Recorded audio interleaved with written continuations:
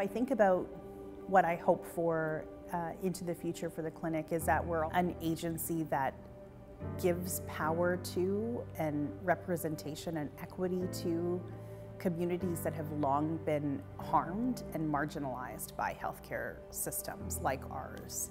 That's one area I hope that 10 years from now we can look back on and realize that although the history of the clinic was one that really was formed perhaps out of white feminists or the work of white women in our community, that building into the future, the clinic recognizes and is responsive and representative and equitable to the needs of Black, Indigenous people of color. So I hope that that is something that we can look back on 10 years from now and realize that we've moved toward.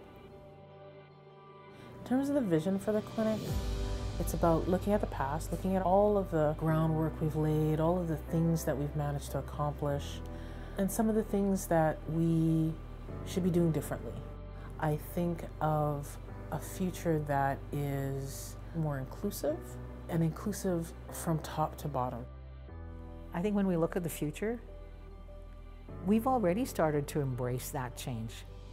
But we haven't made the changes in our policies, in our procedures, in our language. And so when I'm thinking of the Women's Health Clinic, this is no longer a woman's health clinic.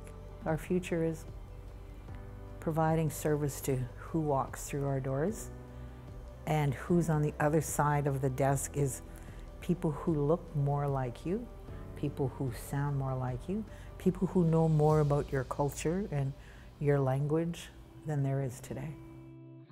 And that's the vision of that Women's Health Clinic in 10 years, making sure that we have an Indigenous leadership that feel like Women's Health Clinic is their business, making sure that they're leading and telling us how we should actually better serve the population, having people serving newcomers, making sure that people understand that whatever you brought to from your culture, it is welcome here. Actually, it can help us adjust our structure so we can better serve people.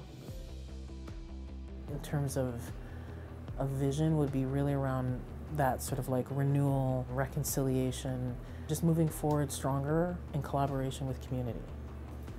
Another big thing, again, with sort of renewal is about our building, right? So we own this building. We actually have 3 locations, but the one sort of our flagship location, which is on Graham here, is old.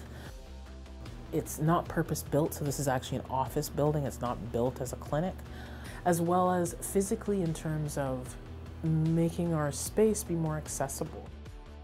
Our space says everything to community about who we are, and so we're really trying to think meaningfully about what that future space for the clinic looks like. I always sort of come back to the birth center as a potential model for what we could look like in the future.